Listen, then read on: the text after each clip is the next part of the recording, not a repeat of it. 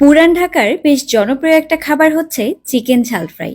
এটা অনেক জায়গাতেই অনেকভাবে করা হয়ে থাকে, তবে পুরান ঢাকার মতো স্বাদ কিন্তু অন্য জায়গায় আপনারা পাবেন না। আজকের এই রেসিপিটা পুরান ঢাকার এক বাবুর্চি থেকে শেখা। আর এভাবে আমি যখনই বাসায় চিকেন ঝাল ফ্রাই বানাই, আমার পরিবারের সবাই এত পছন্দ করে। তো তাদের রিকোয়েস্টেই আমি আজকে আপনাদেরকে এই পুরান ঢাকার চিকেন ঝাল ফ্রাই রেসিপিটা শেয়ার করছি। এর জন্যই আমার শুরুতে এখানে চিকেন নিয়ে নিয়েছি, পাকিস্তানি চিকেনটা নিতে হবে। তারপর এখানে টক দই, হলুদ, শুকনা মরিচের গুঁড়া এবং লবণ সবকিছুকে একসাথে দিয়ে একটু ভালোভাবে মেখে নিতে হবে। আর এভাবে মেখে আধা ঘন্টার জন্য রেখে দিতে হবে। এবার একটা কড়াইয়ের মধ্যে আমি তেল খুব ভালোভাবে গরম করে নিয়েছি। তার মধ্যে আমি চিকেনের পিসগুলোকে দিয়ে দিলাম। চিকেনগুলোকে এখন একটু মচমচা করে ভাজতে হবে, মানে এরকম গোল্ডেন কালার করে ভেজে নিতে হবে।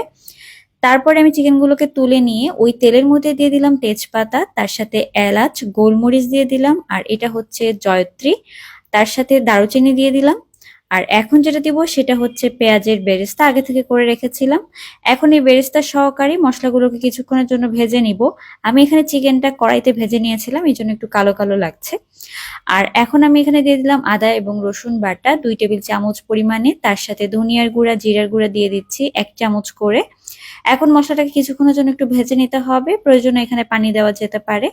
আর এখন দিয়ে দিচ্ছি শুকনা মরিচের গুঁড়া, তার সাথে হলুদের গুঁড়া এবং লবণ। যেহেতু এটা চিকেন ঝাল ফ্রাই, একটু ঝালের পরিমাণটা বেশি দিতে হবে। মশলাটাকে ভালো করে কষিয়ে নিয়ে এখানে দিয়ে দিচ্ছি কাঠবাদাম বাটা এবং চীনাবাদাম বাটা, তার সাথে পোস্তদানা বাটা দিয়েছি। এখন মশলাগুলোকে ভালোভাবে কষিয়ে নিতে হবে। আমি এখানে কাঠবাদাম বাটা দিয়েছি প্রায় 10টার মতো, চীনাবাদাম বাটা দিয়েছি 1 মুঠ, তার সাথে খুব সামান্য পরিমাণে একটু পোস্তদানা বাটা দিয়েছিলাম। এখন দিয়ে দিচ্ছি টমেটো সস প্রায় 3 টেবিল চামচের মতো। একটু ভালোভাবে নেড়েচেড়ে মিশিয়ে এখানে আমি ভেজে রাখা চিকেনগুলোকে দিয়ে দিচ্ছি। চিকেন ঝাল ফ্রাই কিন্তু এরকম শক্ত মুরগি বা একটু পাকিস্তানি যে মুরগিগুলো থাকে, মানে রোস্টের মুরগিগুলো দিয়েই ভালো হয়। তবে আপনারা চাইলে ফার্মের মুরগি দিয়েও করতে পারেন। একটু ভালো করে কষিয়ে নিয়ে এখানে দিয়ে দিচ্ছি আমি দুধ, জাল দেওয়া দুধ দিয়ে দিচ্ছি। আর দুধের পরিমাণটা এখানে 1/2 কাপের মতো আছে।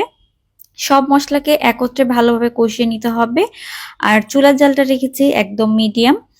আর এইভাবে কিছুক্ষণ একটু চিকেনটাকে রান্না করে নিতে হবে। যেহেতু প্রথমেই চিকেনটা ভাজা আছে, এখন আর রান্না হতে সময় লাগবে না। আর এক্সট্রা ভাবে আমি এখানে পানিও দিব না, দুধটা যে দিয়েছি সেটা দিয়েই এটা সেদ্ধ হয়ে যাবে। এখানে আমি পেঁয়াজ দিয়ে দিলাম, পেঁয়াজের পাতাগুলোকে আমি খুলে নিয়েছি। তার মধ্যে ক্যাপসিকাম দিয়েছি পুরো একটা, এবং এখানে 2টা টমেটোকে এরকম ছোট করে কেটে দিয়েছি।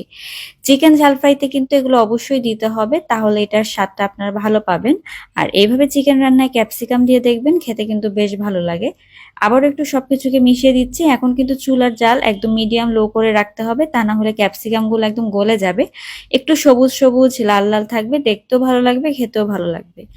আর দেখতেই পাচ্ছেন এখন দিয়ে দিলাম হচ্ছে কাঁচামরিচ, খুব সুন্দর একটা ফ্লেভারের জন্য শেষের দিকে কাঁচামরিচটাকে দিয়ে দিতে হবে।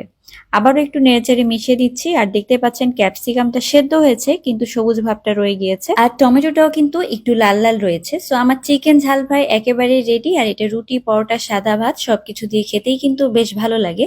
সবাই ভালো থাকবেন। আল্লাহ হাফেজ।